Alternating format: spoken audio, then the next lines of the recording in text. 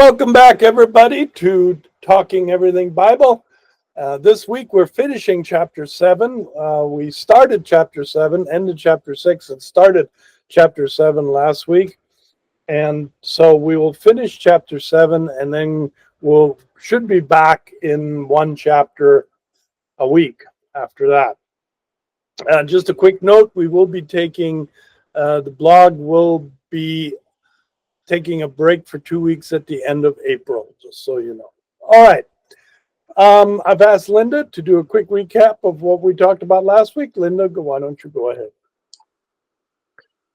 As a recap of last week, we did finish chapter 6 and proceeded into the first of chapter 7. The remarkable account of the return of the captured Ark of God from the Philistines only set the stage for the next incident, which was what happened to the Israelites when they failed to observe proper handling of the ark, and many were killed. They finally got the picture when they asked, "Who can stand in the presence of the Lord, this holy God?" They proceeded to send the ark to the house of Abinadab, whose family were qualified members of the Levite tribe. The best thing that happened from all this was the Israelites' decision to turn back to God, which they demonstrated by putting away the idols they had been guilty of serving and serving only the Lord. This leaves us on the brink of the next event under Samuel's leadership, one which will change the course of Israel's history. Okay, and that's kind of where we've led into. With chapter 7 was Samuel. It's now 20 years later, and Samuel is basically running Israel, or is in charge of Israel. And we're going to pick up verses 5 through 6. Okay, 1 Samuel 7, verse 5. Then Samuel said, "Assemble all Israel at Mizpah, and I will intercede with the Lord for you." When they had assembled at Mizpah, they drew water and poured it out before the Lord. On the day they fasted, and there they confessed, "We have sinned against the Lord." Now Samuel was serving as leader of Israel at Mizpah. Okay, thank you. So Mizpah is now kind of took over from Shiloh as the capital. Again, these are all temporary places. Remember, Jerusalem is not built yet. And so Samuel is headquartered in Mizpah, and so the people all assemble there. And they have turned back to the Lord, but Israel's return to the Lord does not immediately solve their problems, but on the contrary, seems to make them worse. In verse 5, Samuel summons the people to Mizpah. By the way, the word Mizpah meaning watchtower or a place of lookout.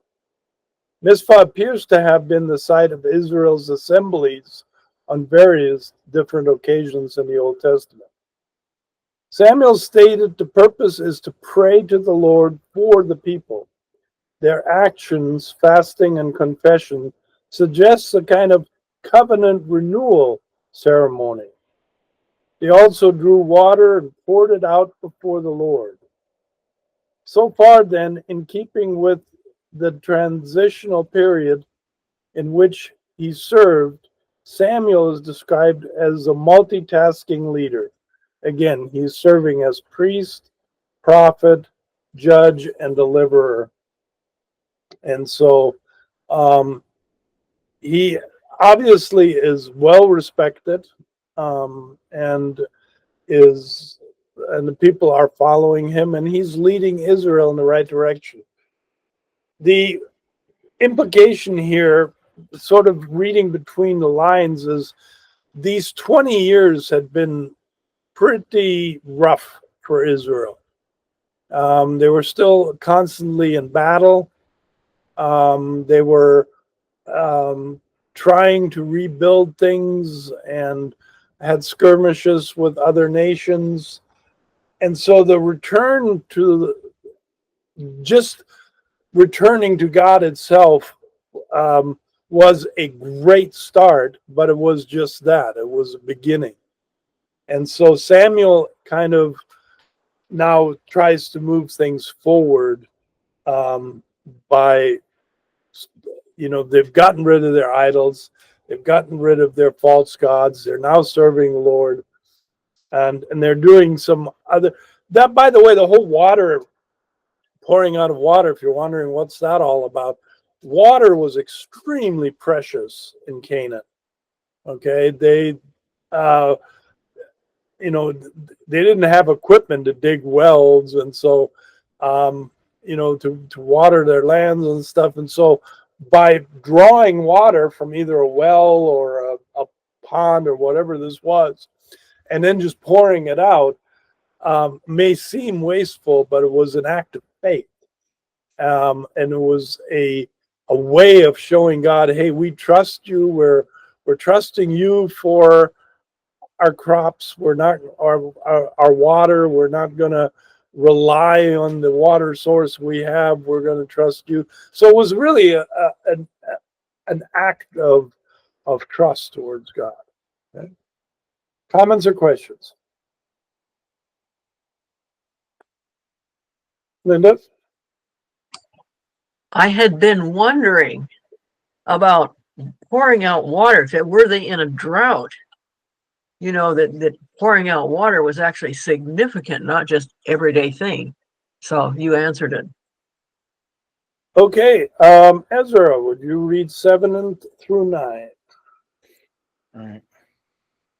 When the Philistines heard that Israel had, chapter 7, right? Oh, yeah. Yep, that's it. When the Philistines heard that Israel had assembled at Mizpah, the rulers of the Philistines came up to attack them. When the Israelites heard of it, they were afraid because of the Philistines. They said to Samuel, "Do not stop crying out to the Lord our God for us, that he may rescue us from the hand of the Philistines." Then Samuel took a suckling lamb and sacrificed it as a whole burnt offering to the Lord. He cried out to the Lord on Israel's behalf, and the Lord answered him. So, ever since the defeat of Israel by the Philistines, when the Philistines, one of the things we talked about last week, Philistines destroyed Shiloh. That's why Shiloh is no longer the capital. And so this has been an ongoing thing. And so, all it took was an assembly of people for the Philistines to go, oh, they're up to something, and so we better attack them. So, the Philistines immediately were threatened by this gathering. And, of course, the Philistines had a taste of what the Israel God can do. And so they're also going, oh, if they're turning back to God, that could be trouble. We better get them now, So, yeah. The assembly at Mizpah, as necessary as it was for the Israel's visible recommitment to Yahweh, does not go unnoticed by the Philistines. Whether suspecting that Israel's mustering for a war that typically involved gathering of a nation for pre-battle sacrifices, or merely taking the opportunity of an Israelite assembly to deal a decisive blow, the Philistines immediately came up to attack them. Quite naturally, the people were afraid because of the Philistines. In keeping with their right behavior so far in this chapter, the people look to the Lord for their rescue. And this is the first time in quite some time they look to the Lord for their rescue, beseeching Samuel to keep crying out to the Lord our God for us. Earlier in the book, both Israel and the Philistines cried out in distress, but not to the Lord. This time, Samuel, as an intermediary, sacrifices a suckling lamb and cries out to the Lord on Israel's behalf, and the Lord answers him. Samuel guides Israel into the act of faith that is necessary to Israel's well-being in the world. the Philistines are not able to have any victories against Israel until Saul usurps Samuel's leadership later. We'll see that. That's when the tide turns again back to the Philistines. Any questions, comments? Like, this is a point where Israel gets it, kind of like the example I can come up with is like it's a New Year's Eve. They get a chance to just start over again, start new, start fresh, and at that point, they're like, okay, you started new. Now here's another challenge that's going to come up against you. It's kind of odd that that Israel is the one who's afraid, especially because the Philistines dealt with such. They saw the ark, they saw all of this stuff happen, and yet they're the bold ones, and Israel is the one who's retreating and saying, "Please, please, like pray for us." Yeah. They're learning definitely, but if it wasn't for Samuel, he was definitely the leader, and of course, that he was from childhood was the one who would follow the Lord no matter what. So, he is put into this position. And you want 10 and 11? Yep. Okay. While Samuel was sacrificing the burnt offering, the Philistines drew near to engage Israel in battle. But that day the Lord thundered with loud thunder against the Philistines and threw them into such a panic that they were routed before the Israelites. The men of Israel rushed out of Mizpah and pursued the Philistines, slaughtering them along the way to a point below Beth-kar. That Samuel continues sacrificing the burnt offering even as the Philistines are drawing near to engage Israel in battle is a mark of Samuel's personal courage, highlighting his conviction that the outcome of the battle is in Yahweh's hands. It's interesting here that it wasn't Israel that did anything mighty or powerful or brave or anything like that. God was the one who took care of the battle. There was no battle initially. Just he's caused such a thunder out of the heavens that they ran, and then and I gotta get this picture, then all of a sudden when the people of Israel see them running, then they get the courage and go, oh, we're going to defeat them. Again, there's that slip back immediately of, here they're following God and look what God is doing, but then they go, okay, thank you, God. Now we'll take it from here. But baby steps.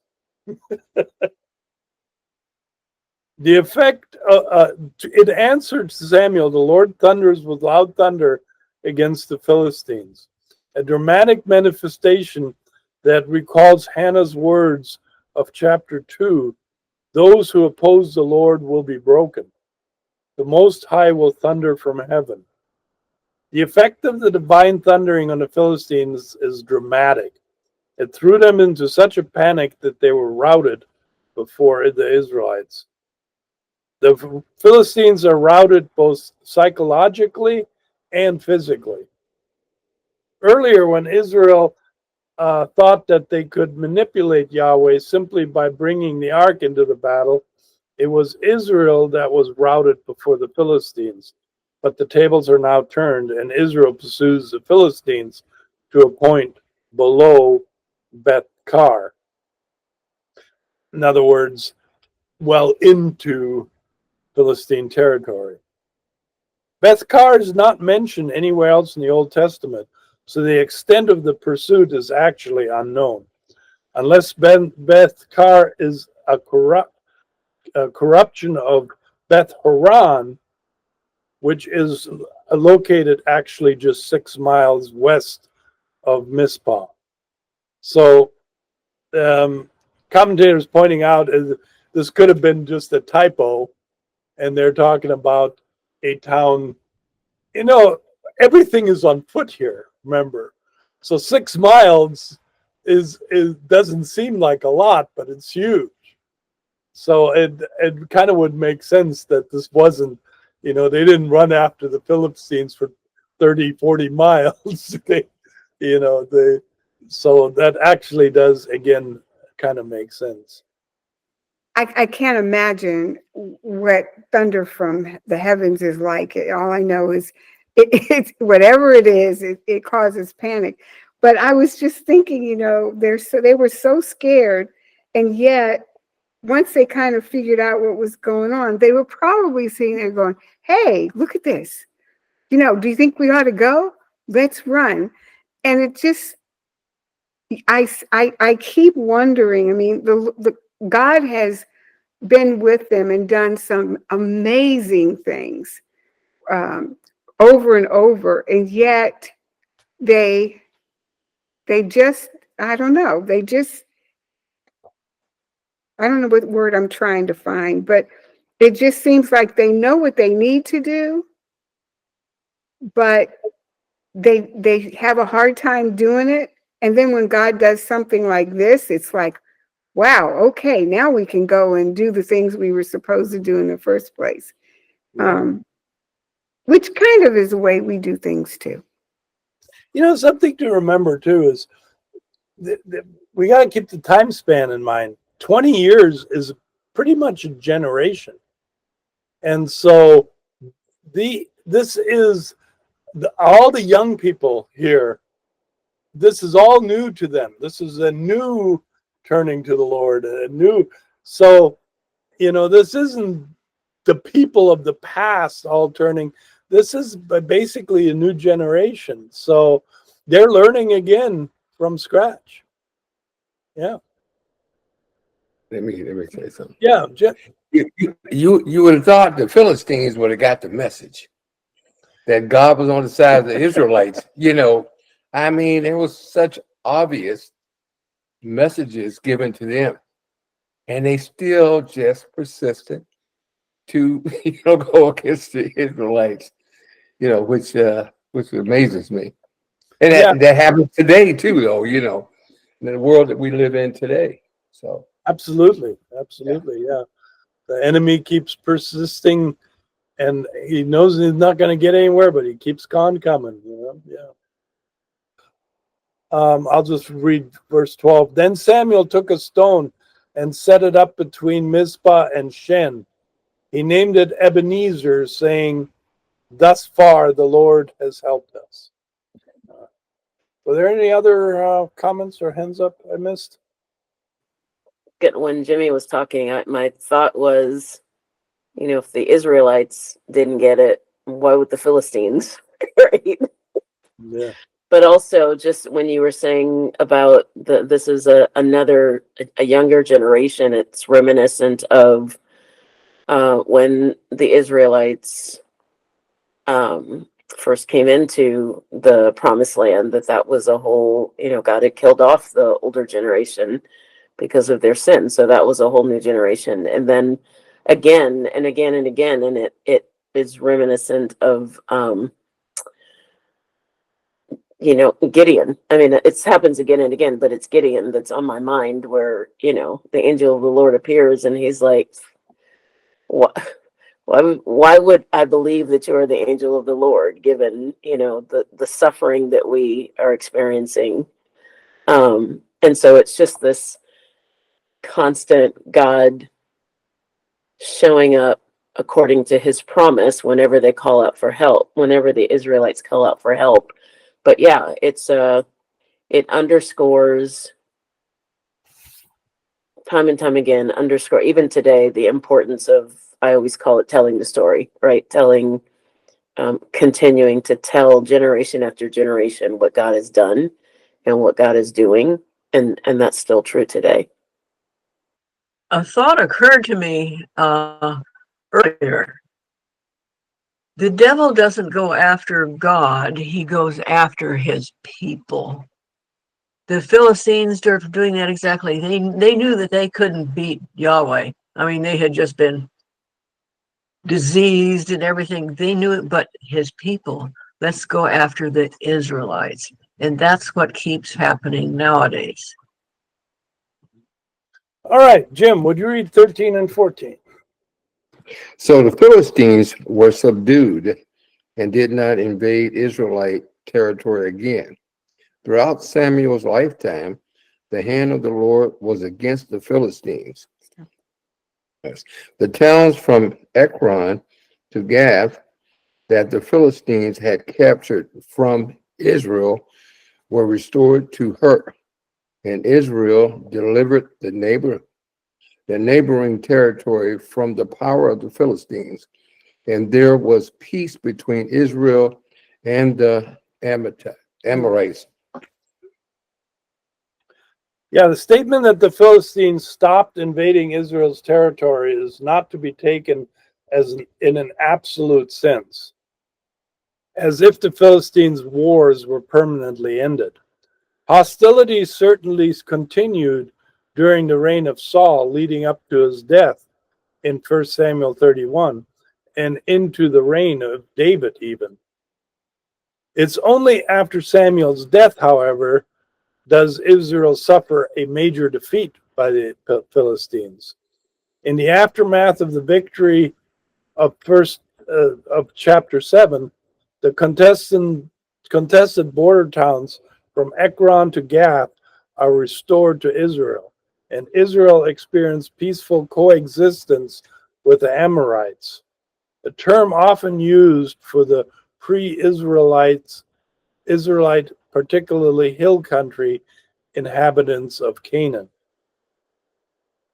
All right, so yeah, this was definitely a huge turning point. And not only a turning point as far as war and peace, but also a turning point for Israel as far as growth. Now Israel had the opportunity to grow, to start building cities again, to start, increasing their population. So this time is an important time. Israel grows in strength. They make peace with neighbors. They make, they take back cities from the surrounding area, and so Israel really begins to start becoming a nation here for the first time, instead of just these tribes that are quarreling in different areas. So this is an important turning point in the history of Israel. 15 through 17. Samuel continued as Israel's leader all the days of his life.